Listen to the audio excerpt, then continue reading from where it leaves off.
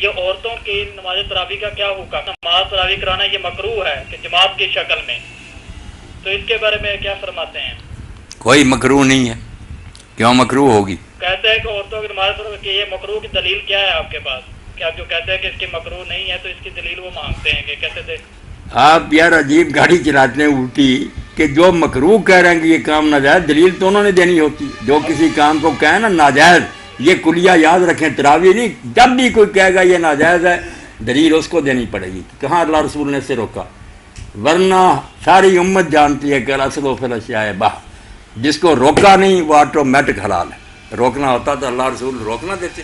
کلیہ یاد رکھے، آپ الٹا ہمیں تنگ کرتے ہیں کہ دلیل تو وہ دیں کس نے روکا، اور دلیل بھی سب کے پاس موجود ہے کہ حضرت عمر رضی اللہ تعالیٰ نے جب بعد جماعت نماز کا اہتمام فرمایا تو اسی وقت حضرت ابی بن کعب کو مردوں کے لیے مقرر کر دیا، تمیم داری کو عورتوں کے لیے کر دیا، وہ عورتوں کی امامت کراتے تھے، اس لیے کیوں نہ جائے؟ اور اگر عورتیں خود بھی کسی جگہ اکٹھی ہو کر ایک کو امام بنا لیتی ہیں، وہ صف کے درمیان ہی کھڑی ہو کر نماز پڑھاتی ہے، بالکل درست ہے۔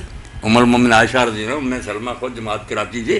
مکروہ وغیرہ جو کہتے ہیں یہ ظلم کرتے ہیں۔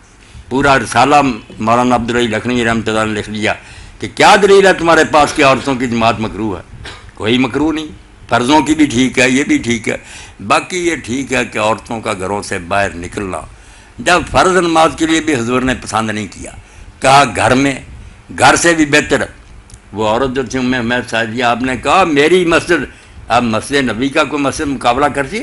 فرمایا میری مسجد کے مقابلہ میں اپنے محلے کی مسجد میں تیری نماز بہتر ہے، اپنے محلے کی مسجد سے بہتر اپنے گھر کا صحن ہے، اور صحن سے بہتر ہے کہ گھر کا جو کونا ہے نا اندھیرا وہاں مصلی بچھا لے۔ اور ام حمید نے پھر مسجد نبی چھوڑ دی، حضور کے پیچھے نماز چھوڑ دی، بس ساری زندگی مصلی اندر بچھا لیا، جنازہ ہی وہاں نکلا، وہ نہیں مسجد نبی گئی۔ اس لیے مسئلہ تو ٹھیک ہے کہ ان کو جانے کا کیا ہے، گھر میں پڑھے مگر جماعت نہیں مکروہ، کوئی منع نہیں، اگر جاتی ہیں تو نماز ٹھیک۔